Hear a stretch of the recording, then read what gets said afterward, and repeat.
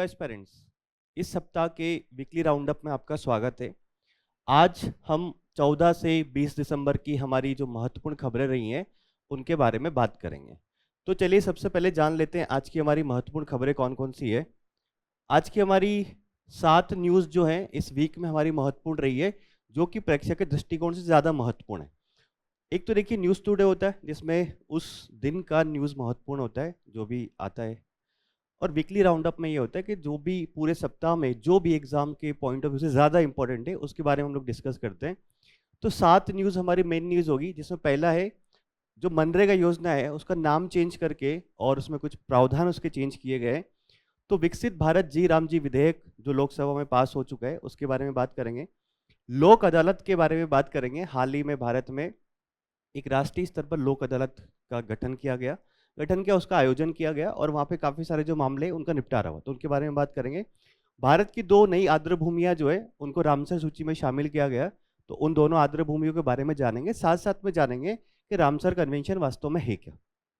अगला होगा हमारे कि दहेज उन्मूलन के बारे में सुप्रीम कोर्ट की एक टिप्पणी आई है। सुप्रीम कोर्ट ने यह बोला कि दहेज उन्मूलन जो है वो अत्यावश्यक, संवैधानिक और सामाजिक चीज है और दहेज उन्मूलन देश में होना चाहिए। अगला है इलाहाबाद हाई कोर्ट का लिव इन रिलेशनशिप को लेके एक मामला गया था, तो इलाहाबाद हाई कोर्ट ने कुछ टिप्पणियां करी है लिव इन रिलेशनशिप को लेके, तो उसके बारे में हम लोग बात करेंगे। और भारत में क्या संवैधानिक प्रावधान है इससे संबंधित, उसके बारे में हम लोग देखेंगे। अमेरिका के द्वारा डब्ल्यूटीओ को बोला गया कि डब्ल्यूटीओ जो है वो वैश्विक मंच पर व्यापार की समस्याओं के समाधान के लिए काफ़ी नहीं है।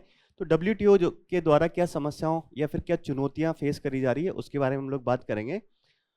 और एक लास्ट हमारी मेन न्यूज़ होगी उसके बारे में कि भारत में सार्वजनिक अनुसंधान एवं विकास संस्थाएं जो है, यानी कि इसमें एक नीति आयोग की रिपोर्ट आई है। वो रिपोर्ट ये कहती है कि भारत में R&D जो है उसका स्ट्रक्चर वर्तमान में क्या है, किसकी क्षेत्रों में ज़्यादा है, किस किस एरिया में है और कितना है।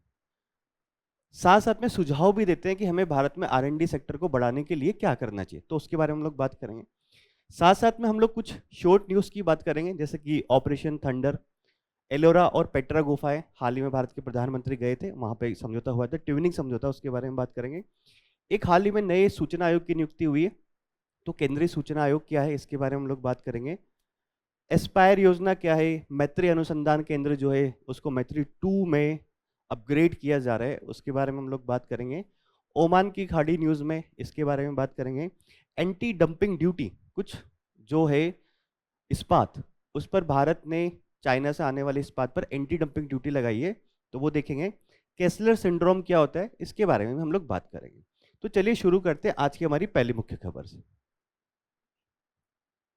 हमारी पहली मुख्य खबर है विकसित भारत जी राम जी विधेयक। तो देखिए क्या है, सरकार ने 2005 में मनरेगा योजना जो है, यानी कि इसका नाम है महात्मा गांधी राष्ट्रीय ग्रामीण रोजगार गारंटी अधिनियम जो था 2005 का, इसके तहत कोई जो वयस्क है और अकुशल श्रम करने के लिए तैयार है उसको 100 दिन का रोजगार दिया जाता था।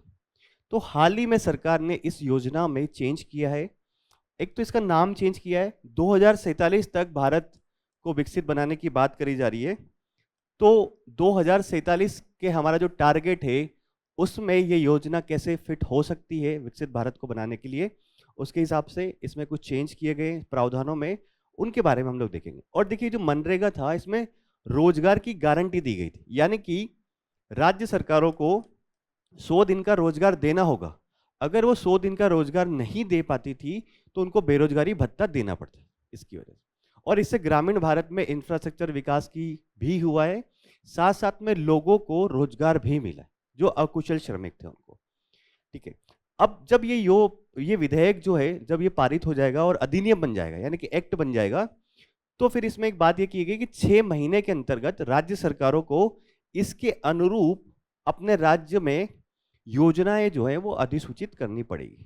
ओके, तो देखते हैं इस विधेयक के प्रावधान क्या है या इसकी विशेषताएं क्या है।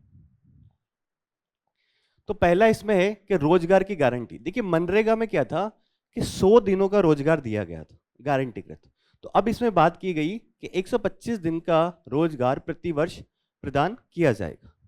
अगला इसमें जो बात ये की गई, इसमें तो देखिए क्या है कि जो कृषि श्रमिक होते हैं, कृषि में जो श्रमिक काम करते हैं, तो अगर मनरेगा उस दौरान भी चल रही है तो कहीं ना कहीं कृषि के लिए श्रमिकों की कमी हो जाती थी, या फिर जो कृषि श्रमिक मिलते थे वो बहुत ज़्यादा अधिक रेट पर मिला करते थे। तो इसमें एक प्रावधान ये रखा गया कि अगर राज्य सरकारें चाहे तो फसल बुआई के दौरान और फसल कटाई के मौसम के दौरान कृषि श्रमिकों की उपलब्धता सुनिश्चित करने के लिए इस योजना को अधिकतम 60 दिनों तक रोक सकती है। यानी कि साल भर में अगर फसल बुआई जिस टाइम हो रही है, साथ साथ में फसल कटाई तब हो रही है, तो राज्य सरकारें चाहे तो इस योजना को 60 दिन के लिए मैक्सिमम सस्पेंड कर सकती है कि इस टाइम पे किसी को रोजगार नहीं दिया जाएगा मनरेगा के तहत, क्योंकि वर्तमान में कृषि श्रमिकों की आवश्यकता ज्यादा है। ठीक है, अगला है स्थायी परिसंपत्ति निर्माण की बात की गई इसमें, जैसे कि 4 प्राथमिकता वाले क्षेत्र निर्धारित किए गए जिनमें परिसंपत्ति निर्माण किया जाएगा। जल सुरक्षा यानी कि ग्रामीण क्षेत्रों में जैसे कि बांध, छोटे छोटे बांध बनाना हो गया, पोखर बनाना हो गया, ये किया जाएगा। मुख्य ग्रामीण अवसंरचना जैसे कि सड़क बनाने का कार्य किया जाएगा। आजीविका संबंधी अवसंरचना जैसे कि कृषि संबंधी कार्य हो गए, पशुपालन संबंधी कार्य हो गए। साथ साथ में चरम मौसमी घटनाओं के विकास के लिए विशेष कार्य। देखिए चरम मौसमी घटनाएं मतलब ये कि जलवायु परिवर्तन हो रहा है और वर्तमान में बाढ़ हो गया, सूखा हो गया, बहुत ज्यादा बारिश हो गई, इनकी बारंबारता देखी जा रही है। तो ऐसी घटनाओं से निपटने के लिए भी ग्रामीण क्षेत्रों में अवसंरचना निर्माण किया जाएगा। देखिए हो सकता है कि जैसे किसी गांव में उस टाइम पे बहुत ज्यादा तेज बारिश आ गई, बाढ़ आ गई, उसकी वजह से बाढ़ आ गई, तो अगर हो सकता है कि अगर कुछ संरचनाएं जो है वो क्षतिग्रस्त हो गई, तो मनरेगा के तहत क्या किया जाएगा कि चरम मौसमी घटनाओं से संबंधित चुनौतियां हैं उसका समाधान करने के लिए मनरेगा के फंड का उपयोग किया जा सकता है। तो 4 प्राथमिकता वाले क्षेत्रों में संपत्ति निर्माण किया जाएगा। अगला देखते हैं और क्या है। अगला इसमें है नियोजन संरचना, मतलब कैसे नियोजन किया जाएगा इसके बारे में बात करते हैं। तो देखिए नियोजन का ये कि ग्राम पंचायतें जो होंगी वो योजनाएं तैयार करेगी और उन योजनाओं का नाम है विकसित ग्राम पंचायत योजनाएं। यानी कि जो ग्राम पंचायत हैं उनको कैसे विकसित बनाया जा सके इसके लिए योजनाएं तैयार करेंगी। और इन योजनाओं को हमारे देश में पीएम एक गति शक्ति प्लान चल रहा है इंफ्रास्ट्रक्चर डेवलपमेंट का, ठीक है, तो उसके साथ एकीकृत किया जाएगा। जो विकसित ग्राम पंचायत योजनाएं हैं उनको पीएम गति शक्ति जो प्लान चल रहा है उसके साथ इंटीग्रेट किया जाएगा ताकि इंफ्रास्ट्रक्चर डेवलपमेंट हो सके। और ये जितनी भी ग्राम पंचायतों की योजनाएं होंगी इन सारों के लिए फिर समन्वित, यानी कि सबको फिर इकट्ठा करके एक विकसित भारत राष्ट्रीय ग्राम अवसंरचना स्टेक जो है उसके माध्यम से इसको संकलित किया जाएगा। मतलब ये होगा कि हर ग्राम पंचायत ने अपनी योजना बनाई, विकसित भारत, विकसित ग्राम पंचायत योजना, फिर उसको राष्ट्रीय स्तर पर एक स्टेट है कि स्टेक, उसमें सब सारी की सारी ग्राम पंचायत की योजनाओं को संकलित किया जाएगा। और तो उससे क्या होगा, एक कोऑर्डिनेशन बेहतर हो पाएगा, चीजें पता लग पाएगी सरकार को, है ना। अगला क्या है, पंचायतों का जो विकास स्तर होगा उसके आधार पर उनको ग्रेडिंग दी जाएगी। और ये बोला गया कि क्षेत्रीय असमानताएं जो है देश में उसको कम करने के लिए अगर निम्न प्रदर्शन करने वाली जो ग्राम पंचायतें हैं तो उनको अधिक धन का आवंटन किया जाएगा। मतलब देखिए ये है कि ग्राम पंचायतों को, हर ग्राम पंचायत की ग्रेडिंग करी जाएगी। अगर कोई ग्राम पंचायत विकास के मानक पे काफी नीचे है तो फिर उसमें यह किया जाएगा कि उसको अधिक धन सरकार प्रदान करेगी। ठीक है, आगे देखते हैं। अब इसमें संस्थागत निरीक्षण क्या है। संस्थागत निरीक्षण ये होगा कि मतलब योजना जो है वो चल रही है उसको मॉनिटर कैसे किया जाएगा। तो केंद्रीय और राज्य ग्रामीण रोजगार गारंटी परिषदें बनाई जाएंगी।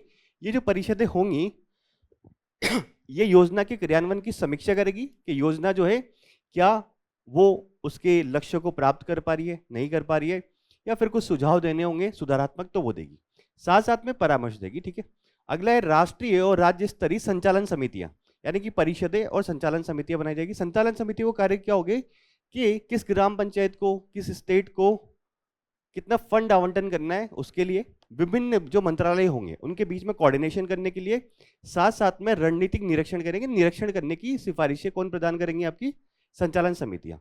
तो जो परिषदें होंगी वो देखेंगी कि योजना उसकी समीक्षा करनी है और साथ साथ में सुझाव देने हैं। आपकी जो समितियां होंगी वो देखेंगे कि वित्त का आवंटन, कोऑर्डिनेशन और निरीक्षण कैसे करना है। अगला क्या है, पारदर्शिता और निगरानी के लिए क्या किया गया है। देखिए डिजिटलीकरण हर जगह होना चाहिए, तो मनरेगा में क्या हुआ करता था पहले कि फर्जी जॉब कार्ड बना लिया करते थे, वो श्रमिक वहां पे नहीं काम कर रहे तो भी उसके नाम पे पैसे उठा लिया था। तो अब ये बोला कि बायोमेट्रिक या फिर एआई के सक्षम एनालिटिक्स के माध्यम से हम ये सुनिश्चित करेंगे कि जो योजना है उसमें पारदर्शिता रहे, कोई फंड का डाइवर्जन ना हो, साथ साथ में जो श्रमिक है अगर उसकी उपस्थिति है तो ही उसको पैसा मिले, यानी कि फर्जी तरीके से फंड जो है उसका दुरुपयोग नहीं किया जाए। ग्राम पंचायत जो होगी या ग्राम सभा, जो भारत में पंचायती राज की मूलभूत इकाई है ग्राम सभा, उसके द्वारा सोशल ऑडिटिंग की जाएगी। सोशल ऑडिट का अर्थ ये है कि जो जितना फंड इसमें अलोकेट किया जा रहा है, क्या उसका वास्तविक लाभ जो है वो लाभार्थी जो है उसके पास पहुंचा है या नहीं पहुंचा। तो उसके लिए सोशल ऑडिट किया जाएगा, किसके द्वारा? ग्राम सभा के द्वारा, जो कि पंचायती राज की एक तरह से मूलभूत इकाई है। आगे देखते हैं। अब इस योजना में फंडिंग का पैटर्न जो है वो थोड़ा सा चेंज किया गया। देखिए वर्तमान में जो फंडिंग का पैटर्न है वो क्या है कि केंद्र सरकार जो है वो मजदूरी जो इसमें जितनी जाती थी उसकी पूरी लागत केंद्र सरकार दिया करती थी। अगला क्या है, अगर इसमें कोई सामग्री का उपयोग किया जा रहा है तो 3/4 हिस्सा केंद्र सरकार देती थी। प्रशासनिक लागत का भी कुछ हिस्सा केंद्र सरकार प्रदान करती थी। तो राज्यों के द्वारा अब इस योजना का विरोध किया जा रहा है, विकसित भारत जी राम जी विधेयक का। तो इससे कहीं ना कहीं ये हो रहा है कि राज्यों के ऊपर योजनाओं का खर्च का भार ज्यादा होगा, क्योंकि फंडिंग पैटर्न चेंज किया गया है। अब इसमें ये बोला कि जो पूर्वोत्तर राज्य है या फिर हिमालयी राज्य हो गए जैसे कि उत्तराखंड, हिमाचल और संघ राज्य क्षेत्र जम्मू कश्मीर, वहां पर 90-10 का रेशो रखा गया, यानी कि 10% जो देंगे वो आपकी राज्य सरकार देगी इन राज्यों में और 90% केंद्र सरकार। अगली जो है अन्य सभी राज्य हो गए या फिर विधानसभा वाले संघ राज्य क्षेत्रों में, जैसे कि पौंडीचेरी होगा, पौंडीचेरी विधानसभा वाला संघ राज्य क्षेत्र है, तो वहां पे 60-40 का रेशो रखा गया, 60% केंद्र सरकार और 40% राज्य सरकार। अगला क्या है, बिना विधानसभा वाले संघ राज्य क्षेत्र जैसे दमन दीव हो गया, वहां पे 100% जो पैसा है कौन देगा? आपकी केंद्र सरकार देगी। तो पहले तो क्या होगा कि केंद्र सरकार अधिकतर पैसे का भार खुद वहन किया करती थी, अब राज्यों के ऊपर इसकी जिम्मेदारी दी गई है। तो राज्य इसका विरोध कर रहे हैं कि हमारे ऊपर इससे वित्तीय भार बढ़ेगा और कहीं ना कहीं केंद्र सरकार जो उसकी जिम्मेदारी है उससे पीछे हट रही है। ठीक है, तो जब ये विधेयक बन जाएगा, पूरा अधिनियम बन जाएगा, नजर बना के रखिएगा, ये काम का है, प्री के लिए भी इंपॉर्टेंट है और मेंस के लिए भी इंपॉर्टेंट है। ठीक है, अगला क्या है? अगली न्यूज है हमारी, वर्ष 2025 में की चौथी राष्ट्रीय अदालत, राष्ट्रीय लोक अदालत को एक तरह से किया गया, मतलब राष्ट्रीय लोक अदालत जो है वो आयोजित की गई और उसमें लगभग 2.59 करोड़ विवादों का समाधान किया गया। ओके, तो अब एक आंकड़ा यह है, इसमें देखिए न्यूज में मेनली हम लोग देखेंगे लोक अदालत होती क्या है, उसके संवैधानिक प्रावधान क्या है, विधिक प्रावधान क्या है और इसके विभिन्न स्ट्रक्चर क्या है लोक अदालत का। तो ये न्यूज मेनली अगर हम लोग बात करेंगे, इसमें जो कंटेंट अभी दिया हुआ है तो प्री के लिए हमारा काम का, परंतु लोक अदालत एज ए टॉपिक अगर बात करें तो पॉलिटी और गवर्नेंस और मेंस का काम का भी अच्छा खासा है, तो यहाँ से भी कुछ पॉइंट्स आपको मिल सकते हैं। तो इसमें एक आंकड़ा दिया गया है कि 2022-23 से 2024-25 तक देश भर की विभिन्न लोक अदालतों में 23.5 करोड़ से अधिक मामलों का निपटारा हो चुका है। देखिए देश में पेंडेंसी बहुत ज्यादा है केसेस की, तो लोक अदालतें जो हैं वो बिना जटिल कानूनी प्रक्रिया के विवादों को समाधान करती है। देखते हैं आगे, तो लोक अदालत का ढांचा क्या है, स्ट्रक्चर क्या है? तो देखिए इसकी स्थापना जो की गई है ये एक तरह से ये अल्टरनेटिव डिस्प्यूट रिड्रेसल मैकेनिज्म है, कि एक वैकल्पिक समाधान का तरीका है कि आप जो नियमित अदालतें होती है, जिला अदालत, उच्च न्यायालय, सर्वोच्च न्यायालय, वहां ना जाके लोक अदालत में सौहार्दपूर्ण तरीके से अपने मामले का निपटारा कर सकते हैं। तो विधिक सेवा प्राधिकरण अधिनियम 1987 के प्रावधान जो है उसके तहत लोक अदालतों की स्थापना की गई है और इनका लक्ष्य ये है कि त्वरित और वहनी न्याय जो है वो लोगों को प्रदान किया सके, क्योंकि न्याय जो है भारत में देखिए वो बहुत महंगा है। अगर आप कभी आपका खुदा ना खास्ता ऐसा हो कि आप किसी न्यायालय के चक्कर लगाना पड़े तो आपको पता लगेगा कि वहाँ पे वकील जो है वो कितनी फीस वसूलते हैं, है ना। उद्देश्य क्या है कि लंबित मामले जो है देश में उनको कम करना और आपसी सहमति से समझौता करना और न्याय तक पहुंच जो है वो लोगों की बढ़ाना, कि न्याय तक सब लोगों की पहुंच होनी चाहिए। देखिए हमारा जो आर्टिकल 21 है संविधान का वो ये कहता है कि त्वरित न्याय मिलना चाहिए, साथ साथ में न्याय तक सभी लोगों की पहुंच होनी चाहिए। तो उसी को पुष्ट करने के लिए एक तरह से लोक अदालत बनाई गई है। उदाहरण के लिए राष्ट्रीय न्यायिक डेटा ग्रिड जो है वो कहता है कि देश में लगभग 4.7 करोड़ से अधिक मामले जो लंबित है, तो इन लंबित मामलों को खत्म करने के लिए लोक अदालतों का आयोजन किया जाता है। प्राधिकरण, लोक अदालत को राष्ट्रीय विधिक सेवा प्राधिकरण जो होता है उसके द्वारा आयोजित किया जाता है, और राष्ट्रीय विधिक सेवा जो प्राधिकरण है इसके संरक्षक जो होते हैं वो CJI ऑफ इंडिया होते हैं, चीफ जस्टिस ऑफ इंडिया जो है इसके मुख्य संरक्षक होते हैं। ये प्री के लिए आपको ध्यान रखना है कि राष्ट्रीय विधिक सेवा प्राधिकरण जो है उसके संरक्षण कौन है, तो आपके chief justice of India. Okay, अगला देखते हैं। अब प्रवर्तन यानी कि अगर इसके फैसले की बात करें, लोक अदालत में देखिए अगर आप गए और आपके किसी निर्णय पे वहां पे फैसला आ गया तो फिर वो अंतिम और बाध्यकारी होगा। ऐसा नहीं हो कि लोक अदालत में आपका कोई मामला गया और उस पर जो फैसला है फिर आपने अपील कर दी। देखिए लोक अदालत में ऐसा होता है कि जैसे कि मैं हूँ और कोई दूसरी पार्टी है, हम दोनों को लगा कि कोई हमारा जो मामला है इतना गंभीर नहीं है, हम आपसी समझौता कर लेते हैं, तो हम एक न्यायिक अधिकारी के पास जाते हैं लोक अदालत में, वो मिल बांट के एक तरह समझौता करवा देता है, तो सौहार्दपूर्ण तरीके से निपटारा हो जाता है, वहनी खर्चा भी ज़्यादा नहीं लगता है और त्वरित गति से हो जाता है। तो अब दोनों की सहमति थी, इसी कारण हम लोग लोक अदालत में गए। तो अब ये नहीं हो सकता कि अब लोक अदालत का फैसला कुछ आए और फिर आप बोलो कि नहीं मैं तो इसके खिलाफ अपील करूंगा, अपील का चांसेस नहीं है इसमें ना। ये प्री के लिए ध्यान रखिएगा, है ना। दायरा क्या है, अब क्या ये फौजदारी और दीवानी दोनों मामलों को सुन सकता है? ये बात बिल्कुल सत्य है, दीवानी हो या फौजदारी यानी कि क्रिमिनल केस और सिविल केस दोनों मामले जो हैं वो लोक अदालत में जा सकते हैं। हालांकि ये है कि ऐसे अपराध जो कि गैर शमनी नॉन कंपाउंडेबल है या फिर तलाक से संबंधित मामले जो लोक अदालत में नहीं जा सकते। नॉन कंपाउंडेबल मामले जो होते हैं उनका अर्थ ये है कि अगर किसी ने बहुत ज़्यादा अपराध कर लिया, जैसे कि कोई हीनियस क्राइम हो, जैसे कि बहुत रेप कर दिया किसी का ना, और वो बोले कि आप ठीक है समझौता कर लीजिए लोक अदालत में आके, तो वहाँ ऐसे मामले नहीं जाएंगे।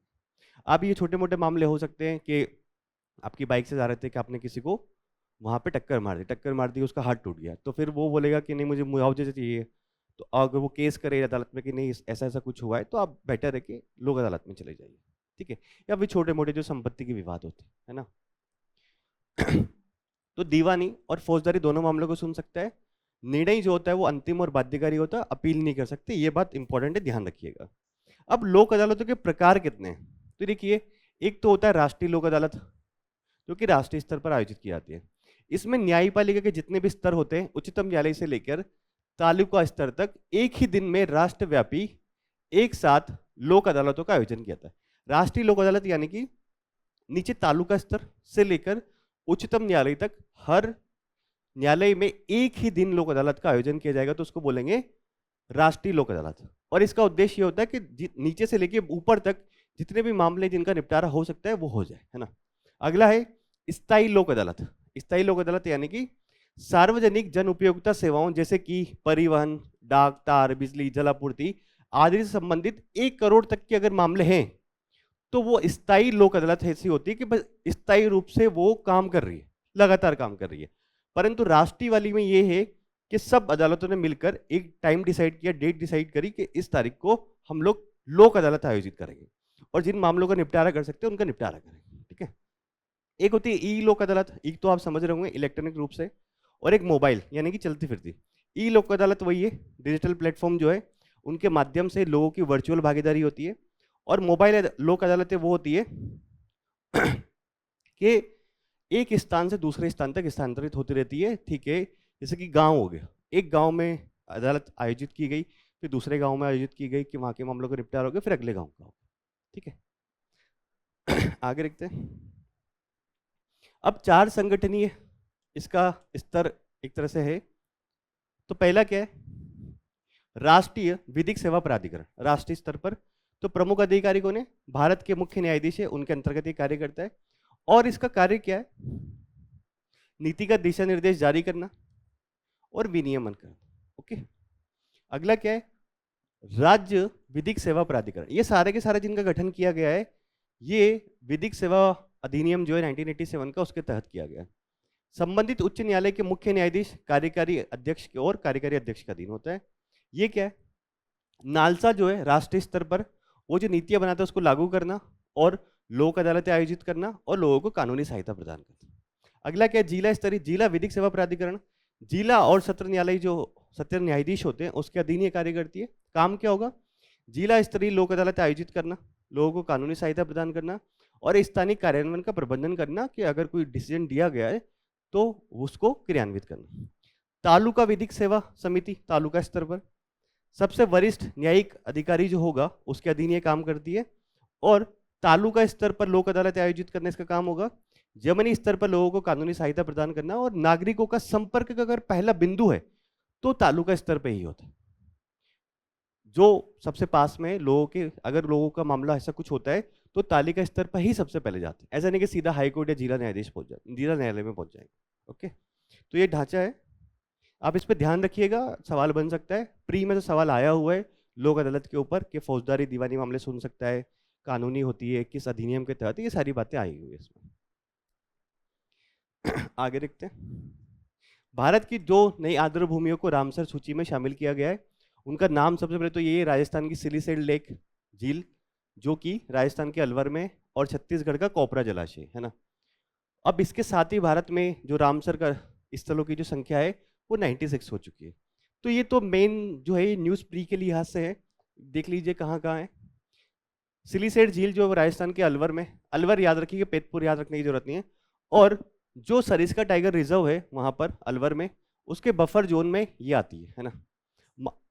मानव निर्मित झील है ना, कृत्रिम है, और किसके द्वारा बनाई गई थी, महाराजा विनय सिंह के द्वारा 1845 में। रूपालेल नदी जो है उसकी एक सहायक नदी है, उस पर बांध बनाकर इस झील का निर्माण किया। रूपालेल नदी की एक सहायक नदी की उस पर बांध बनाया और कृत्रिम रूप से इसका सिलीसेड लेक का निर्माण किया गया। जैव विविधता की बात करें कि वहाँ क्या क्या होता है, तो इजिप्शियन गिद्ध होते हैं, ब्लैक स्टार्क होते हैं, बाघ होते हैं, भारतीय पेंगोलिन होते हैं, तेंदुआ और सांबर जैसी प्रजातियां यहाँ पाई जाती है। ये थोड़ा काम का है अलवर में और सरिस्का टाइगर रिजर्व के बफर जोन में विनय सिंह के द्वारा बनाया गया और रूपालेल नदी की एक सहायक नदी को रोक के बनाया गया। कोपरा जलाशय के बारे में बात कर लेते हैं, तो छत्तीसगढ़ के बिलासपुर जिले में स्थित है और महानदी के ऊपरी जल ग्रहण जो क्षेत्र है वहां पर ये कोपरा जलाशय है। अगला क्या है, बैक वाटर जैसी विशेषता इसमें देखी गई है, खुला जल जल क्षेत्र और उथले और पोषक तत्वों से समृद्ध पश्च जल। देखिए पश्च जल क्या होता है, आपने जैसे कि चिल्का लेक के बारे में सुना होगा कि पश्च जल ही है कि जब पानी अंदर आ जाता है या किसी जगह फंस जाता है तो बैक वाटर उसका बोला जाता है। तो इस तरह की विशेषताएं जो इसमें पाई जाती है। प्रमुख जैव विविधता के बारे में बात करें तो बार हेडेड गूज यहाँ पे मिलता है, इजिप्शियन गिद्ध मिलता है, रिवर टर्न और ग्रेटर स्पॉटेड ईगल। ये इतना काम का नहीं है क्योंकि और भी बहुत सारी चीजें मिलती होंगी, यहाँ तो इंपॉर्टेंट चीज बताइए, और भी बहुत सारी चीजें मिलती होंगी ना। मुख्य खतरे क्या है इसको, कोपरा जलाशय को, कि यहाँ पे सिल्टेशन हो रहा है, गाद का जमाव हो रहा है, अवसाद का, आक्रामक देशज प्रजातियां, मतलब गैर देशज प्रजातियां जो है वो आक्रमण जब करती है तो स्थानीय पारिस्थितिकी तंत्र है उसको खराब कर देती है, और आसपास के क्षेत्रों में गहन कृषि कार्य जो है वो किया जा रहा है, तो इसकी वजह से भी कोपरा जलाशय जो है उसका जलस्तर गिर रहा है धीरे धीरे। अब रामसर सूची के बारे में बात करें कि क्या है, तो देखिए रामसर कन्वेंशन हुआ था ईरान के शहर 1972 में, ईरान के रामसर शहर में, वहां पर ये कन्वेंशन हुआ और विश्व में संरक्षित क्षेत्रों का सबसे बड़ा नेटवर्क जो है वो रामसर कन्वेंशन के अंतर्गत है या इस सूची के अंतर्गत है। ठीक है, संयुक्त राष्ट्र के लगभग 90% जो सदस्य देश हैं वो इस अभिसमय के एक तरह से हस्ताक्षर करता है और भारत भी उसमें शामिल है।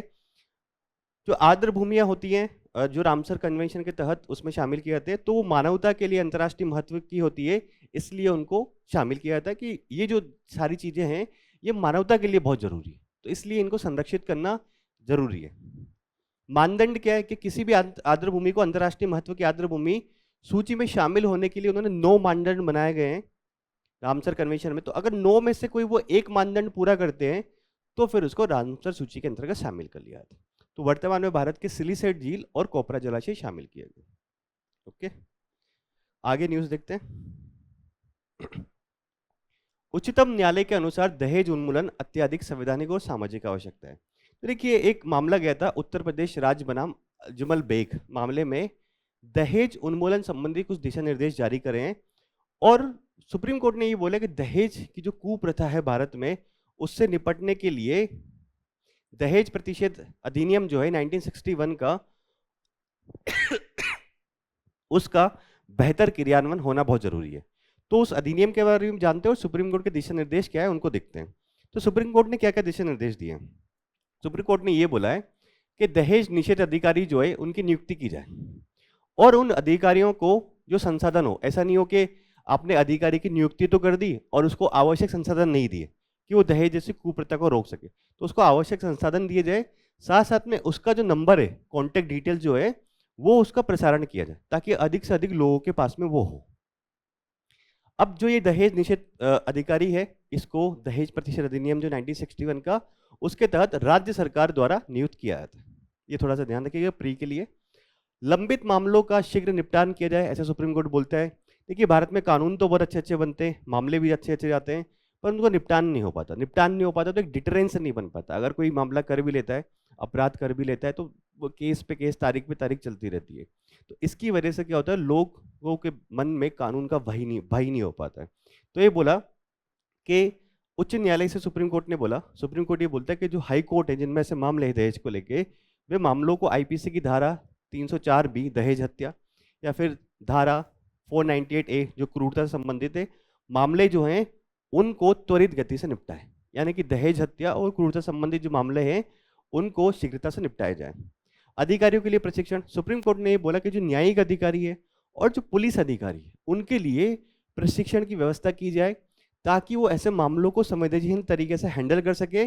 साथ साथ में अगर कोई फर्जी मामला आ रहा है, तुच्छ प्रकृति का मामला आ रहा है, तो उसको खारिज भी कर सके। बहुत सारे फर्जी केसेस भी आते हैं, तो उसको खारिज कर सके। तो अधिकारी जो है ऐसे सेंसिटिव मुद्दे को लेकर संवेदनशील होने चाहिए, है ना। और क्या बोला, ये बोला कि जब जिला प्रशासन जो है वो जमीनी स्तर पर जागरूकता के कार्यक्रम लगाए, क्योंकि देखिए दहेज प्रथा जो है वो एक सामाजिक समस्या है, तो कानून के माध्यम से तो उसको धीरे धीरे खत्म करना ही है, डिटरेंस बना के। साथ साथ में समाज में जागरूकता भी करनी पड़ेगी, तो सोशल मीडिया के माध्यम से, स्थानीय जो लोकल नेता होता है उनके माध्यम से, पंचायती राज होगा, सिविल सोसाइटी होगी, एसएचजी सेल्फ हेल्प ग्रुप, उन सबकी सहायता लेकर इसको एक तरह से जागरूकता कार्यक्रम चलाया जाए।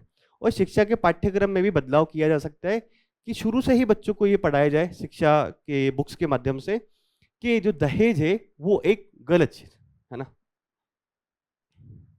अब भारत में दहेज की जो परिभाषा है उसकी बात करें तो दहेज प्रतिषेध अधिनियम जो है 1961 का, उसके तहत ये परिभाषा दी गई है।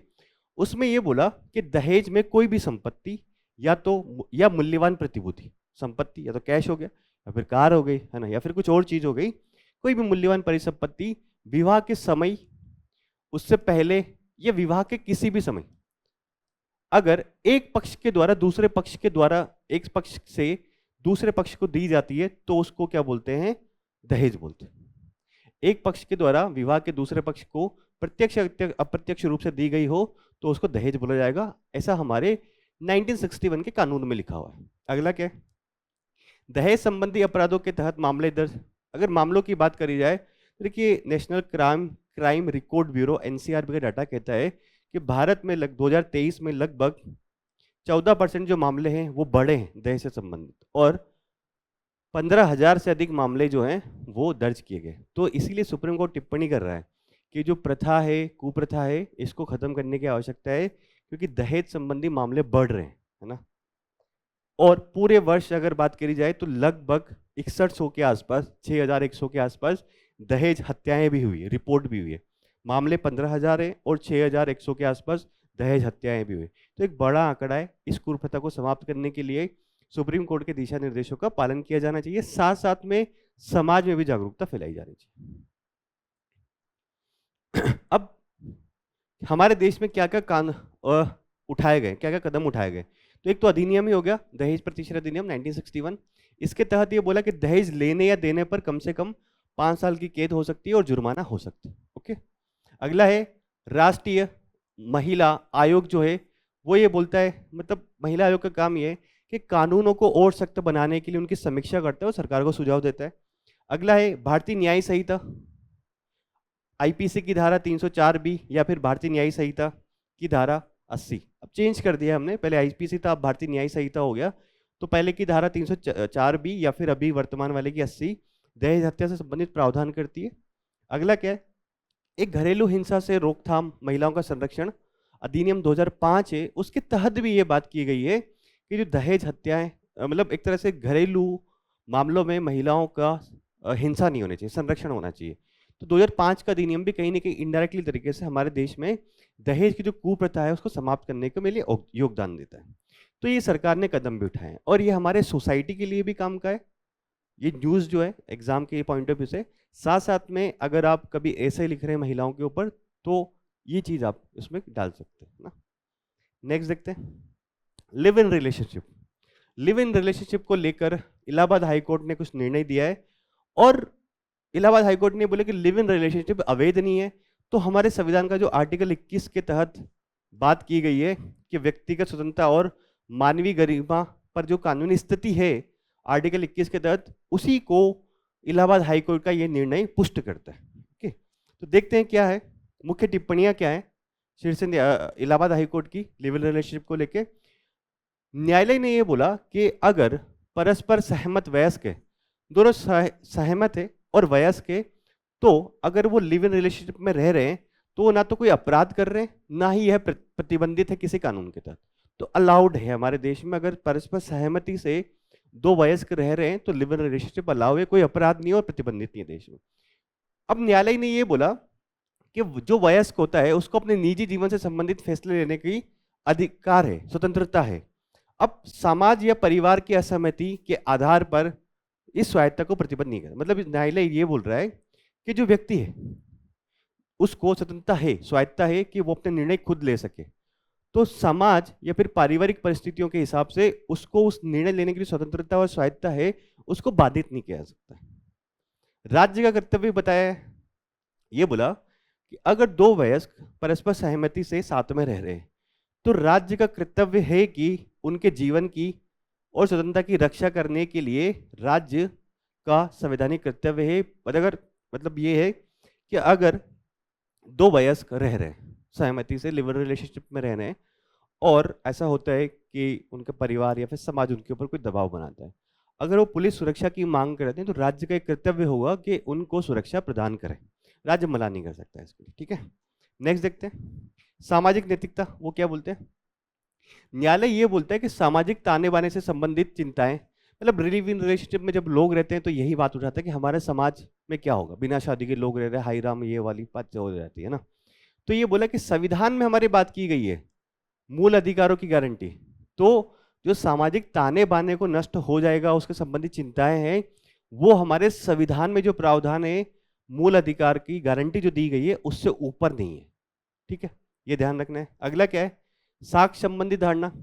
जो इंडियन एविडेंस एक्ट था पुराना वाला, उसकी धारा 114 या फिर जो नया वाला भारतीय साक्ष्य अधिनियम 2023 की धारा 119(1) उसका सब क्लोज 1 का उल्लेख किया। इसके अनुसार ये बोला अगर कोई युगल पति पत्नी की तरह लंबे समय से रह रहा है, शादी नहीं करी परंतु लंबे समय से साथ में रह रहे, तो क्या होगा, उनको विवाहित माना जाएगा। और अगर उस संबंध से कोई बच्चे का जन्म होता है तो, और साथ साथ में जो महिला होगी, देखिए लिव इन रिलेशनशिप में अगर रह रहे हैं लंबे समय तक तो सुप्रीम कोर्ट ने ये बोला है कि उसको शादी के समान ही माना जाएगा और महिलाओं के जो अधिकार है सुरक्षित वो उस हिसाब से होंगे कि वो उसकी पत्नी है। अगर उनसे किसी बच्चे का जन्म होता है तो उस बच्चे के भी अधिकार वही होंगे अगर उन्होंने शादी कर ली होती तो, है ना। अब हमारे देश में कुछ ऑलरेडी जजमेंट आए हुए हैं सुप्रीम कोर्ट के।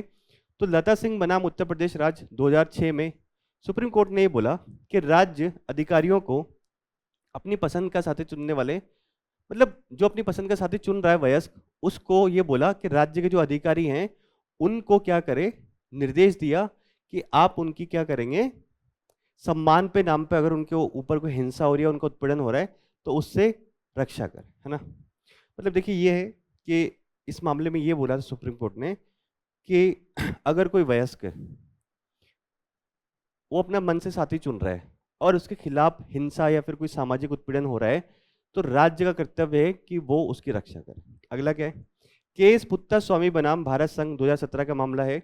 इसमें उच्चतम न्यायालय ने यह माना कि अनुच्छेद 21 जो है भारतीय संविधान का, व्यक्तिगत और अंतरंग मामलों में निजता, गरिमा और स्वायत्तता के जो अधिकार है और निर्णय लेने की स्वतंत्रता की रक्षा करता है। मतलब फिर से उसकी बात की पुष्टि करी कि 2017 में केस पुत्तास्वामी केस ने ये बोला कि आर्टिकल 21 के अंतर्गत ये है कि गरिमापूर्ण आप जीवन जीजिए, आपको स्वायत्तता है, आपको स्वतंत्रता है अपने निर्णय लेने की, उसके ऊपर कोई प्रतिबंध नहीं लगा सकते। शफीन जहां बनाम अशोकन के एम एवं अन्य 2018 का मामला है, उसमें सुप्रीम कोर्ट ने बोला कि अपनी पसंद के व्यक्ति से विवाह करना अनुच्छेद 21 का अभिन्न अंग है।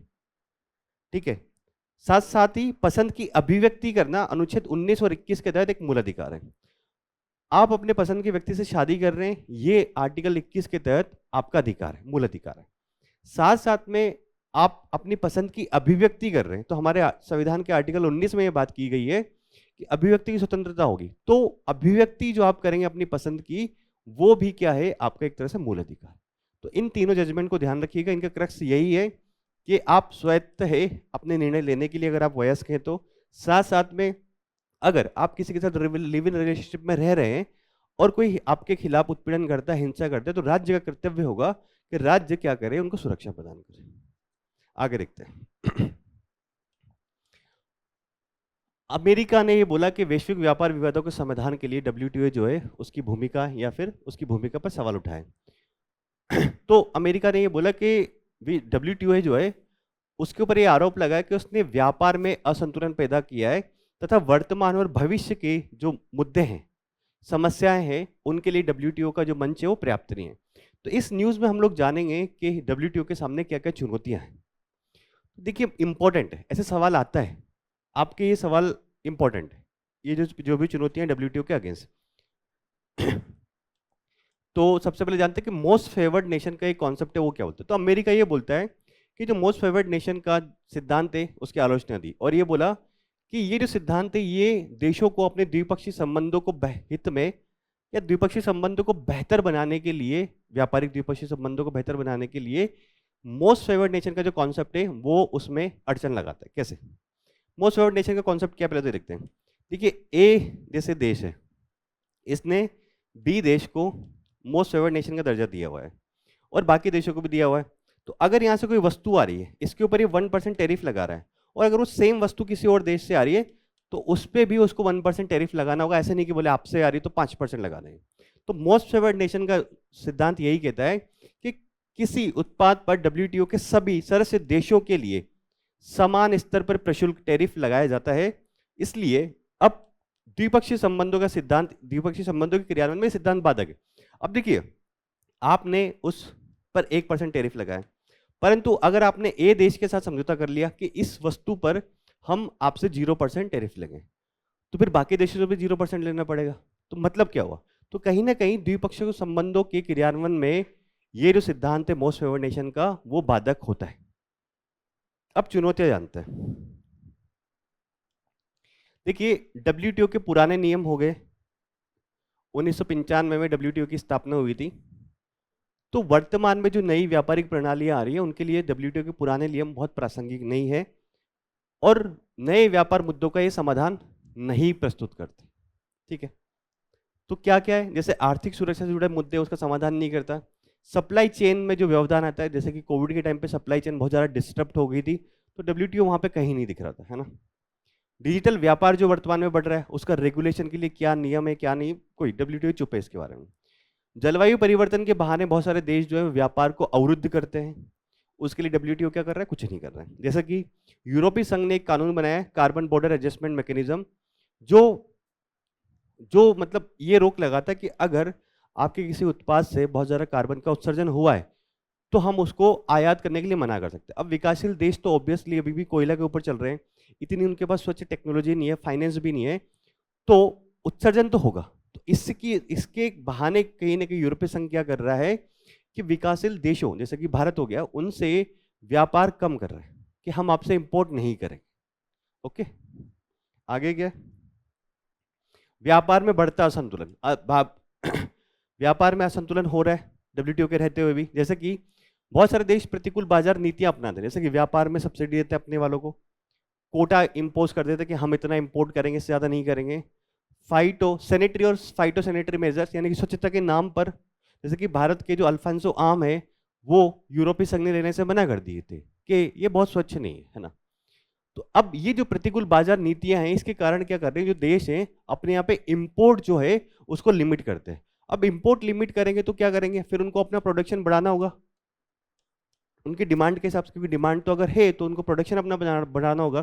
तो इसकी वजह से क्या हो कि बहुत सारे देशों की उत्पादन क्षमता, विनिर्माण क्षमता बहुत ज़्यादा हो चुकी है कि अब वो वर्ल्ड लेवल पर कंट्रोल करने लगे। जैसे कि चाइना का उदाहरण है, उनका वर्चस्व हो चुका है चाइना का। इससे कई देश में कुछ वस्तुओं की आपूर्ति के लिए अब चाइना इतना स्ट्रांग हो चुका है, उसने अपने यहाँ पे सब्सिडी दी, कोटा लगाया और साथ साथ में सैनिटरी फाइटोसैनिटरी मेजर्स लगाए हैं। तो इसकी वजह से चाइना की विनिर्माण क्षमता काफ़ी ज़्यादा हो गई। अब बहुत सारे जो देश है वो है चाइना के ऊपर डिपेंडेंट हो गए, और चाइना जो है उनको धमकी देके कभी भी उनका व्यापार अवरुद्ध कर सकता है। तो आपूर्ति बाधित होने का खतरा एक तरह से बना रहता है। विवाद निपटान संस्थाएं निष्क्रिय हो चुकी। अगर कोई दो देशों के बीच में किसी मामले को लेकर विवाद है, कुछ भी टैरिफ को लेके, इंपोर्ट को लेके, एक्सपोर्ट को लेके, तो वो डब्ल्यूटीओ के पास जाएगा। डब्ल्यूटीओ ये बोलता है कि आप हमारे पास क्यों आए, हमारे पास तो खुद ही हमारी जो विवाद निपटान जो संस्था है वो निष्क्रिय पड़ी है। क्यों निष्क्रिय पड़ी है? क्योंकि अमेरिका ने वहाँ पे अधिकारियों की नियुक्ति नहीं करी है, इस वजह से निष्क्रिय पड़ी है। आगे देखते हैं क्या है। भू राजनीतिक तौर पर देशों का समूहों में विभाजन होना। कैसे कि देखिए वर्तमान में यही है कि व्यापार युद्ध चल रहा है, आर्थिक राष्ट्रवाद की बात कर रहे हैं। अमेरिकी राष्ट्रपति बोलते हैं अमेरिका फर्स्ट, तो बाकी देश भी बोलेंगे India first, China first, Japan first. तो आर्थिक राष्ट्रवाद, व्यापारिक युद्धों, विशेषकर अमेरिका और चीन के बीच में तनाव हो रहा है। तो देश जो है वो संरक्षणवादी नीतियों पर जा रहे हैं। तो अब जब ये संरक्षणवादी नीतियां लागू हो रही हैं तो डब्ल्यूटीओ कहाँ है? डब्ल्यूटीओ क्या कर रहा है इस बीच? अगर ये इतने टैरिफ वॉर हो रहे हैं, अमेरिकी राष्ट्रपति अपनी मन मर्जी का कुछ भी कर रहे हैं, तो डब्ल्यूटीओ तो कुछ सीन में ही नहीं है दूर दूर तक। सहमति नहीं बनना। अब डब्ल्यूटीओ में एक क्लोज ये है कि कोई भी जो चीज़ है, कोई भी रूल्स एंड रेगुलेशन हम तब लागू करेंगे जब सर्वसम्मति हो जाएंगी सभी देशों। परंतु क्या सर्वसम्मति हो पाती है? नहीं हो पाती है ना। इसकी वजह से क्या होता है कि डब्ल्यूटीओ की एक एग्जांपल दिया हुआ है कि दोहा विकास वार्ता, दोहरा डेवलपमेंट राउंड्स जो है वो अभी तक ठप पड़े हुए हैं, क्योंकि सभी देशों की सहमति आवश्यक है। और ऐसा संभव नहीं है कि विश्व स्तर पर जितने भी डब्ल्यूटीओ के मेंबर हैं वो सारे के सारे किसी मुद्दे पर सहमत हो जाए। तो ये भी है। तो अब इससे क्या हो रहा है कि बहुत सारे देश है वो लघु लघु समूह बनाकर आपस में व्यापारिक समझौते कर रहे हैं। तो ये कहीं ना कहीं डब्ल्यूटीओ की एक तरह से वो है फेलियर है।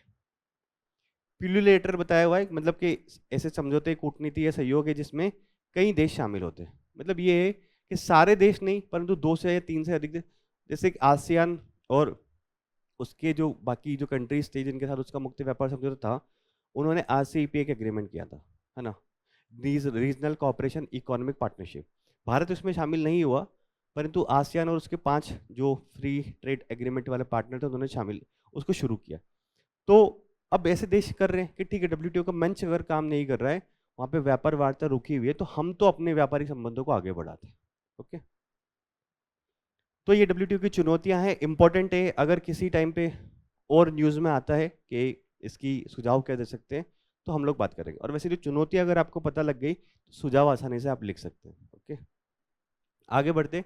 भारत में सार्वजनिक अनुसंधान विकास पर एक रिपोर्ट आई है, उसके बारे में बात करते हैं। तो यह रिपोर्ट क्या है कि भारत में R&D तंत्र का मानचित्रण, मतलब R&D का तंत्र क्या है और चुनौतियां क्या हैं और सुधारों के लिए सुझाव देती है। देखते हैं क्या क्या है। तो देखिए वर्तमान स्थिति क्या है हमारे देश में रिसर्च एंड डेवलपमेंट की। बहुत ज़्यादा अच्छा है क्या? बहुत ज़्यादा अच्छा नहीं है। अगर सकल व्यय की बात करें R&D पर, तो 2020-21 में लगभग 2 लाख करोड़ हो चुका है, परंतु फिर भी यह हमारी GDP का केवल 6.6% से 0.7% हुआ है।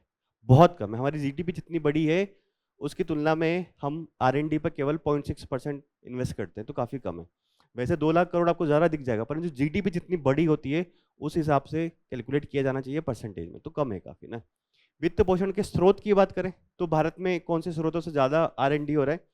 तो सरकारी जो क्षेत्र है वो लगभग 63% जो है वो R&D कर रहा है। यानी कि ये देखा जा रहा है कि निजी क्षेत्र की भूमिका भारत के R&D सेक्टर में कम है। क्षेत्रवार विवरण की अगर बात करें तो जैसे अब जो सार्वजनिक क्षेत्र जो 63% कर रहा है कंट्रीब्यूट उसमें आपके R&D में, तो उसमें से कृषि और संबद्ध क्षेत्र जो है उसमें सर्वाधिक किया जा रहा है सरकार के द्वारा इन्वेस्टमेंट, लगभग 51%। उसके बाद बात करें स्वास्थ्य के ऊपर, फिर IT और दूरसंचार क्षेत्र में। तो सरकार जो व्यय कर रही है वो सबसे ज्यादा एक तरह से कृषि और उसके संबद्ध क्षेत्रों में कर रही है।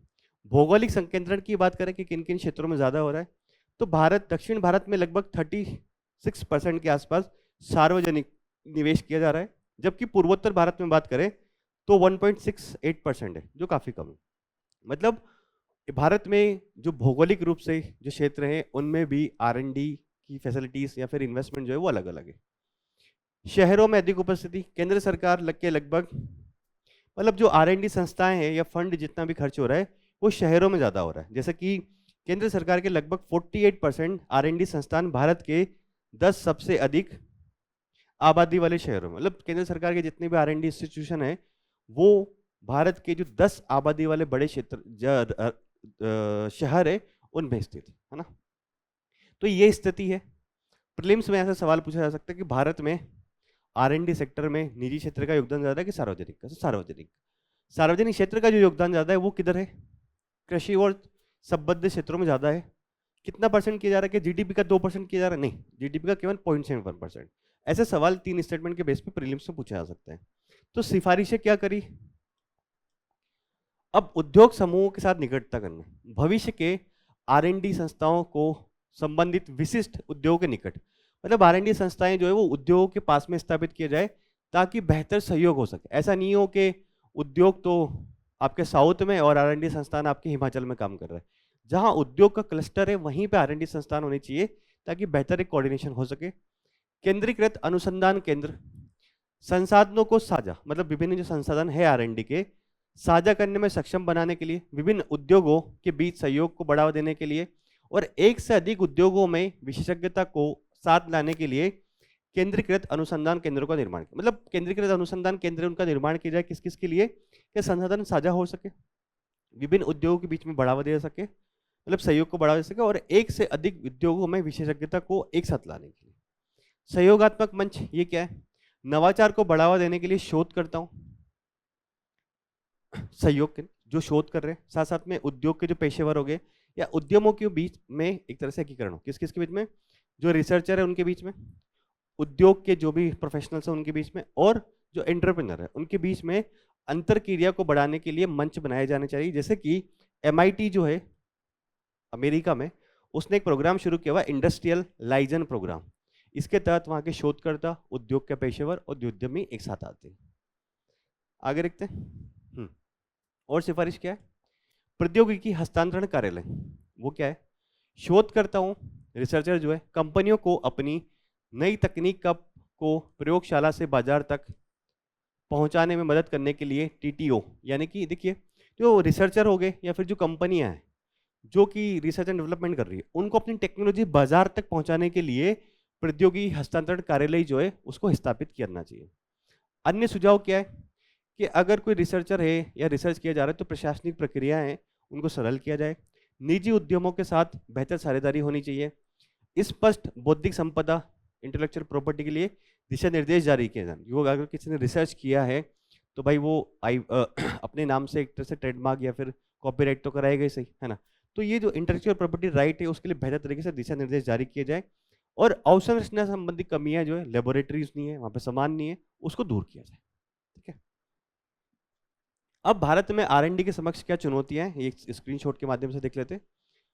देखिए काफी कम यही है, 6.7%, 0.6% पहले था, 0.7 हुआ है, तो काफी कम किया जा रहा है। अगर भारत के समान अन्य अर्थव्यवस्था को देखेंगे तो भारत में काफी कम है। प्रति व्यक्ति निवेश जो है वो भी काफी कम है भारत के समान अर्थव्यवस्था को देखा जाए तो। निजी क्षेत्र का जो योगदान जो है वो काफी कम है, लगभग 36% जो है, 36% जो है वो निजी क्षेत्र की तरफ से आता है, 63% के आसपास सरकारी क्षेत्र से आता है, जो कि चीन, संयुक्त राज्य अमेरिका और जर्मनी की तुलना में काफी कम। मतलब निजी क्षेत्र के योगदान को बढ़ाने की आवश्यकता है। उद्योगों के बीच में भारत में जो कोऑर्डिनेशन है वो काफी खराब है। जैसे कि भारत के प्रमुख अनुसंधान संस्थान जो हो गए, जैसे IIT, IISc, अक्सर अलग थलग कार्य करते, इंडस्ट्रीज के साथ कोऑर्डिनेशन में काम नहीं करते। इनका IT कॉरिडोर विनिर्माण जैसे औद्योगिक केंद्रों के साथ मजबूत समन्वय। मतलब वही बात है कि भारत में रिसर्चर अलग काम कर रहे हैं, संस्थाएं अलग काम कर रही है, उद्योग अलग काम कर रहे हैं, तो वो कोऑर्डिनेशन नहीं है। ठीक है, तो ये भारत में चुनौतियां हैं, निवेश कम है, प्रति व्यक्ति निवेश कम है, और निजी क्षेत्र कम है, साथ साथ में कोऑर्डिनेशन नहीं है। तो इनका समाधान किया जा रहा है और सुझाव हमने बात कर लिए। ओके, तो हमारी मेन न्यूज़ हो गई। अब हम शॉर्ट न्यूज़ की बात कर लेते हैं जो कि हमारे प्रीलिम्स के लिहाज से महत्वपूर्ण होती है। पहला है ऑपरेशन थंडर। सिंपल लैंग्वेज में बात करते हैं। ऑपरेशन थंडर के तहत क्या हुआ? 30,000 जीवित जानवर जब्त किए गए। तो क्या है ये? देखिए, इंटरपोल और विश्व सीमा शुल्क संगठन के द्वारा और मतलब विश्व सीमा शुल्क संगठन द्वारा international consortium on combating wildlife and forestry crime के समर्थन से संबंधित, मतलब इंटरपोल एक तो हो गया जो कि विभिन्न देशों के बीच में एक तरह से पुलिस कार्रवाई के लिए समन्वित कोऑर्डिनेशन करता है, और विश्व सीमा शुल्क संगठन द्वारा international consortium on combating wild life and forestry crime के समर्थन से समन्वित है ना। मतलब इन दोनों के द्वारा इसको मिलकर चलाया जा रहा था कि वाइल्ड लाइफ और फॉरेस्ट्री के जो क्राइम उनको कम कर सके। तो इसका उद्देश्य क्या है कि जो वैश्विक व्यापार श्रृंखला होती है में अवैध रूप से व्यापार किए गए वन्य जीवों और वानिकी उत्पादों को रोकना और जब्त करना। मतलब वन्य जीव या फिर जो फॉरेस्ट्री जो प्रोडक्ट होते हैं, अगर उनका कोई अवैध व्यापार कर रहा है तो उसको रोकना ये है। तो ऑपरेशन थंडर क्या है ये ध्यान रखिए, है ना। नेक्स्ट क्या है? एलोरा और पेट्रो गुफाएं। तो भारत और जॉर्डन के बीच में हाल ही में एक ट्यूनिंग समझौता हुआ है इन दोनों गुफाओं को लेकर। तो ये गुफाएं दोनों जो है यूनेस्को की वर्ल्ड हेरिटेज साइट में शामिल है और रॉक कट स्ट्रक्चर यानी कि पहाड़ियों को काट काट के बनाया गया है। जैसे कि एलोरा गुफाओं के बारे में बात करें तो कहाँ है ये? एला गंगा नदी के निकट चंद्राणी पहाड़ियाँ, मतलब महाराष्ट्र में है ये, और भारत का एक यूनेस्को साइट है। उत्पत्ति कहाँ से हुई, मतलब कहाँ ये मुख्य रूप से बनाई गई थी, किन राजवंशों के द्वारा? तो मेनली इसमें राष्ट्रकूट और यादव राजवंशों द्वारा 600 से 1000 ईस्वी के बीच में उत्कीर्ण की गई थी एलोरा की गुफाएं। स्थापत्य कला की अगर बात करें तो बेसाल्ट चट्टानों को ऊपर से नीचे से काट कर इनको बनाया गया है। यहाँ पर हिंदू, बौद्ध और जैन धर्म तीनों से संबंधित चीजें मिलती है। तो माना जाता है कि सांप्रदायिक सौहार्द जो है वो काफी अच्छा था यहाँ पे। पेट्रो गुफाओं की बात करें, इसका फोटो जरूर देखिएगा, काफी अच्छा है। रोज सिटी के नाम से इसको जाना जाता है, गुलाबी शहर, क्योंकि गुलाबी बलुआ पत्थर जो है उसकी चट्टानों से इसको बनाया गया है। यह लगभग 4वीं शताब्दी ईसा पूर्व के स्थापित हुए नबातायन या नबाती साम्राज्य की राजधानी थी क्या? पेट्रा। ठीक है, तो ये भी ध्यान रखिएगा। यह आदि निर्मित और आधी चट्टान में तराशी गई है, मतलब आधा तो इसको बनाया गया है और आधा जो है चट्टान के अंदर चट्टान को काट के कराया गया। तो थोड़ा देखिएगा इसको, इसका फोटो काफी अच्छा है। ये रोज शहर क्योंकि गुलाबी बलुआ पत्थर से बना हुआ है। नेक्स्ट देखते हैं केंद्रीय सूचना आयोग। हाल ही में राज गोयल जो है उनको भारत के मुख्य सूचना आयोग है वो बनाया गया है। तो केंद्रीय सूचना आयोग के बारे में जान लेते हैं। तो देखिए, ये 2005 का जो अधिनियम है, सूचना का अधिकार अधिनियम, उसके तहत स्थापित किया जाता है केंद्रीय सूचना आयोग, है ना। और एक सांविधिक निकाय है क्योंकि अधिनियम के माध्यम से बना है। इनमें एक तो केंद्रीय मुख्य सूचना आयोग होते हैं और अधिकतम 10 जो है इसके मेंबर हो सकते हैं, सूचना आयुक्त हो सकते हैं। एक तो केंद्रीय सूचना आयोग होगा जो प्रमुख होता है, और अन्य सूचना आयोग जो है 10 हो सकते हैं मैक्सिमम। कार्य क्या है? सूचना का अधिकार अधिनियम आदि के संबंध में किसी भी नागरिक को अगर कोई शिकायत हो तो उसकी शिकायत का निवारण करना, यह महत्वपूर्ण है। इनकी जो नियुक्ति की जाती है सेंट्रल इंफॉर्मेशन कमीशनर और इंफॉर्मेशन कमिश्नर्स की, तो राष्ट्रपति द्वारा की जाती है और एक समिति की सिफारिश के आधार पर की जाती है। वो समिति के अध्यक्ष कौन होते हैं? प्रधानमंत्री, और उसमें मेंबर होते हैं लोकसभा में विपक्ष के नेता और साथ साथ में प्रधानमंत्री द्वारा नामित एक कैबिनेट मंत्री। 3 मेंबर होते हैं। तो ये थोड़ा सा स्ट्रक्चर ध्यान रखिएगा, इंपॉर्टेंट है। एक सांविधिक है और 3 सदस्यीय समिति की सिफारिश के आधार पर राष्ट्रपति के द्वारा इनकी नियुक्ति की जाती है। ध्रुव 64 क्या है? कोई ध्रुव 64 के बारे में आपसे पूछे तो ये है कि पूरी तरह से स्वदेशी पहला 0.1 gigahertz 64 bit dual core micro. सबसे बड़ी बात यह कि क्या है ध्रुव 64? तो माइक्रो प्रोसेसर है। अब माइक्रो प्रोसेसर को वर्तमान में जो इलेक्ट्रॉनिक उपकरण होते हैं, मोबाइल, कंप्यूटर इत्यादि, उसका मस्तिष्क होता है, उसी के बेसिस पे वो काम करता है। आपका जो फोन होगा, लैपटॉप होगा, टैबलेट होगा, उसमें एक माइक्रो प्रोसेसर जरूर होगा। माइक्रो प्रोसेसर चिप होती है ना। तो इसका विकास किसने किया है? देश में एक कार्यक्रम चल रहा है माइक्रो प्रोसेसर विकास कार्यक्रम, उसके तहत सीडेक नामक एक संस्था है, सरकारी संस्था, उसने इसका निर्माण किया है। भारत में और कोई अन्य माइक्रो प्रोसेसर भी बनाए गए जैसे कि शक्ति, जो कि 2018 में IIT मद्रास के द्वारा बनाया गया था। अजीत, जो कि 2018 में IIT बॉम्बे के द्वारा बनाया गया था। विक्रम जो कि 2025 में इसरो और SCL द्वारा बनाया गया था, तेजस 64 जो कि 2025 में सीडेक के द्वारा बनाया गया, और अगली पीढ़ी के जो और बनाए जा रहे हैं उसमें धनुष हो गया, और धनुष प्लस जो है वो माइक्रो प्रोसेसर बनाया गया। तो ये सारे के सारे क्या है, माइक्रो प्रोसेसर। ऐसे सवाल आ सकता है कि ध्रुव 64, शक्ति, अजीत, विक्रम, ये सब क्या है? तो एक ऑप्शन होगा कि ये भारत में विकसित माइक्रो प्रोसेसर। ओके, एस्पायर योजना क्या है? एस्पायर योजना तो देखिए, इसका अगर फुल फॉर्म आप ध्यान रख लेंगे तो आपका काम हो जाएगा। नवाचार, ग्रामीण उद्योग और उद्यमिता को प्रोत्साहन देने हेतु योजना। नवाचार, इनोवेशन, ग्रामीण उद्योग, रूरल इंडस्ट्री और एंटरप्रेन्योरशिप को आगे बढ़ाने के लिए योजना। अगर आप समझ गए तो बस खत्म बात। आपसे कोई पूछेगा एस्पायर योजना किससे संबंधित है, तो ग्रामीण उद्योग, नवाचार और एंटरप्रेन्योरशिप को बढ़ाने है ना। तो हाल ही में क्या हुआ कि 100 से अधिक आजीविका व्यवसाय इंक्यूबेटर को मंजूरी दी गई, तो छोड़ दीजिए। 2015 में ये योजना शुरू हुई थी और MSME मिनिस्ट्री जो है उसके द्वारा शुरू की गई थी। इसका उद्देश्य समझ चुके हैं आप कि नवाचार को बढ़ावा देना, उद्यमिता में तेजी लाना के लिए आजीविका व्यवसाय इंक्यूबेटर का एक नेटवर्क स्थापित करना।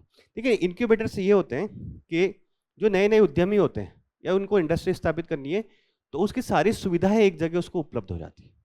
ठीक है, तो क्या है, आपसे बस सिंपल से इतना ही पूछेगा कि एस्पायर योजना क्या है। तो अगर आपने इसका फुल फॉर्म ध्यान रख लिया कि नवाचार, ग्रामीण उद्योग और एंटरप्रेन्योरशिप को बढ़ावा देने के लिए, तो आपका काम हो जाएगा, है ना।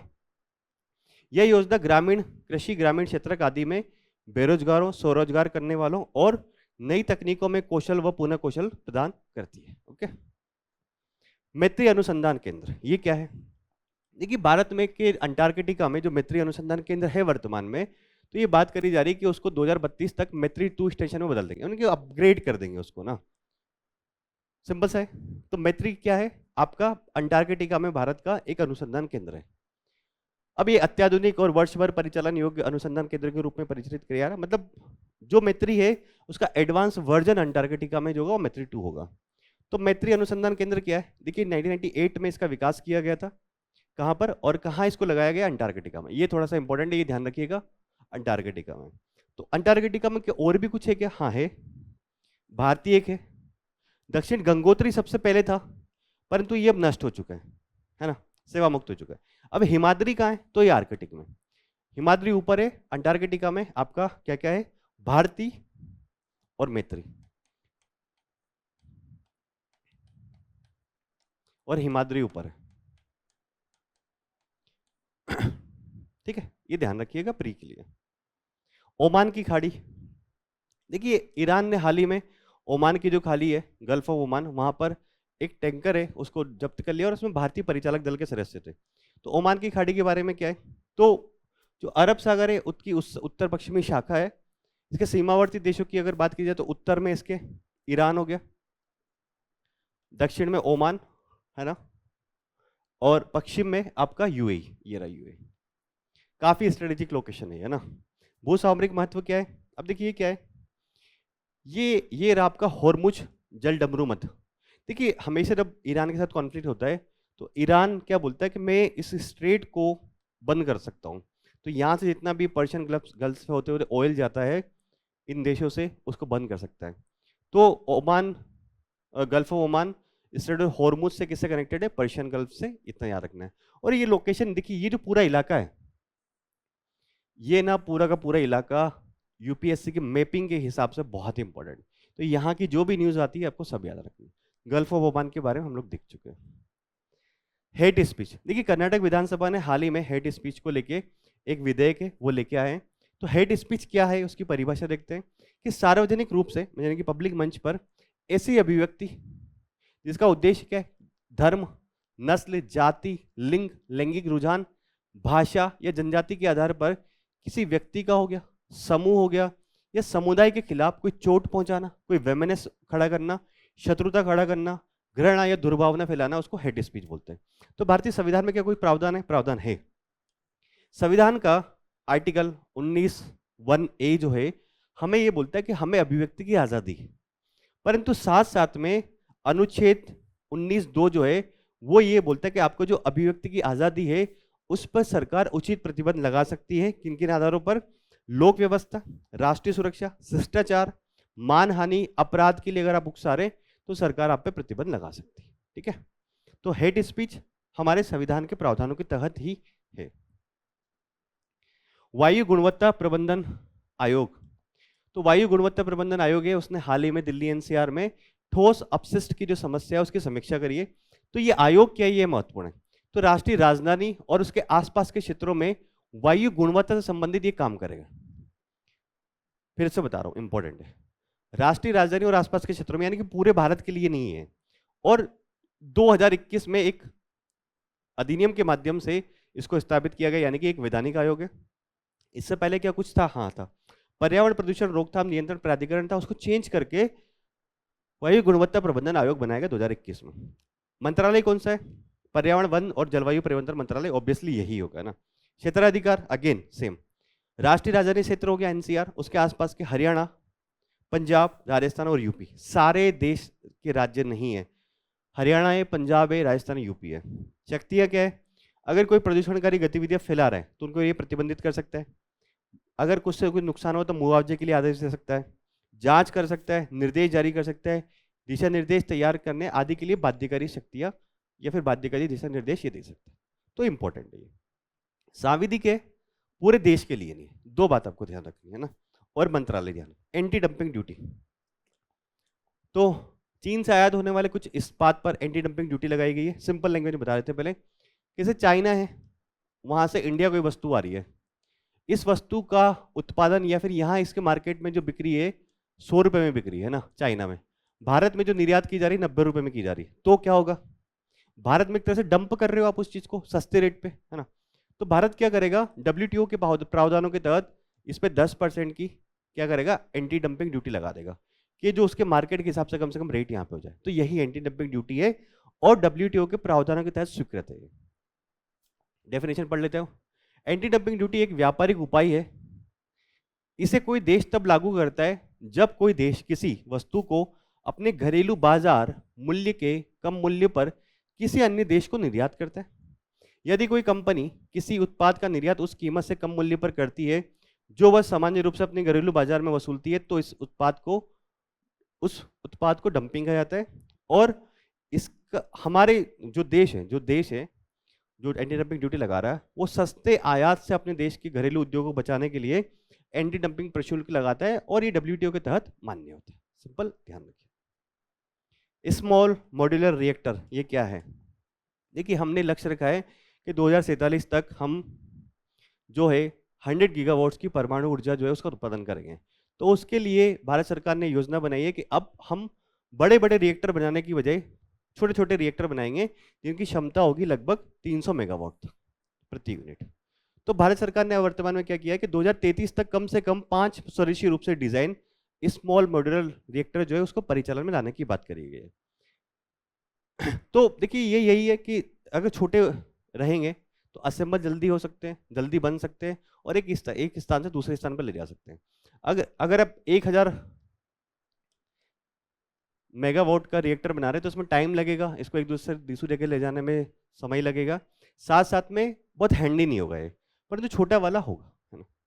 तो इनकी विद्युत उत्पादन क्षमता 300 मेगावाट प्रति यूनिट की होती है, और ये पारंपरिक परमाणु ऊर्जा रिएक्टर की उत्पादन क्षमता का लगभग 1/3 ये होता है ना। मॉड्यूलर इनके घटकों को कारखाने में असेंबल किया जा सकता है और स्थापना के लिए इकाई के रूप में वांछित स्थान पर ले जा सकते हैं। पोर्टेबिलिटी और स्केलेबिलिटी की बात करें, ये अपने मॉड्यूलर डिजाइन और छोटे आकार के कारण इन्हें आसानी से स्थानांतरित किया सकते हैं, विस्तारित किया सकते हैं। सिंपल है। तो हमने जो लक्ष्य रखा है उसके लिए ये महत्वपूर्ण है। ये लक्ष्य यहाँ पे दिया गया 2047 तक 100 गीगावाट्स, है ना। वर्तमान में कितने हैं? 8.78 गीगावाट। केस्लर सिंड्रोम ये क्या है? ऊपर crash, collision, realization and significant home harm. Cloak matrix ने चेतावनी दी कि पृथ्वी की कक्षा में मौजूद कृत्रिम उपग्रहों का तेजी से परस्पर टकराने का खतरा बढ़ रहा है। तो इसे केस्लर सिंड्रोम कहते हैं। वैसे ये डेफिनेशन समझ में आ गई। मतलब ये है कि जो कृत्रिम उपग्रह है ना अंतरिक्ष में, अगर वो एक दूसरे से टकरा जाएंगे तो उसको केस्लर सिंड्रोम बोलते हैं। देखिए, ये इससे टकराया, कुछ नुकसान हुआ, फिर ये से इससे एक तरह से चेन शुरू हो सकती है और पूरे अंतरिक्ष में मलबा इकट्ठा हो सकता है। तो ये सबसे पहले जो है एक वैज्ञानिक थे डॉन केस्लर, उन्होंने 1978 में ये भविष्यवाणी की थी कि अंतरिक्ष की कक्षा में कृत्रिम उपग्रहों के बीच में होने वाली एक भी टक्कर मलबे की टक्करों की एक श्रृंखला अभिक्रिया यानी कि चेन रिएक्शन शुरू कर सकती है, और ऐसी स्थिति में नष्ट हुए उपग्रह के टुकड़े अन्य उपग्रह से टकरा सकते हैं और अधिक मलबा उत्पन्न हो। मतलब देखिए ये दो थे, टकराए, टूटेंगे फूटेंगे, अब इनके टुकड़े किसी और से टकराएंगे तो इस तरह से एक चेन रिएक्शन शुरू हो सकती है और पूरे अंतरिक्ष में मलबा ही मलबा हो सकता है। परिणाम क्या होगा, यह अभिक्रिया कक्षीय क्षेत्रों यानी कि ऑर्बिटल रीजन्स को खतरनाक या अनुपयोगी बना सकती है। अब बहुत सारा मलबा हो जाएगा तो फिर आप कहां पर कृत्रिम उपग्रह स्थापित करेंगे? ठीक है, ओके। तो हमने आज की हमारी जो 7 महत्वपूर्ण न्यूज़ थी, आज की नहीं पूरे वीक की 7 महत्वपूर्ण न्यूज़, साथ साथ में जो भी शॉर्ट न्यूज़ थी उनके बारे में पूरी डिटेल से चर्चा करी। उम्मीद है ये सेशन आपकी आने वाली एग्जाम की तैयारी के लिए लाभदायक होगा, और ऐसे ही अन्य सेशन देखने के लिए जुड़े रहिए विजन आईएएस के साथ। Thank you so much and all the best.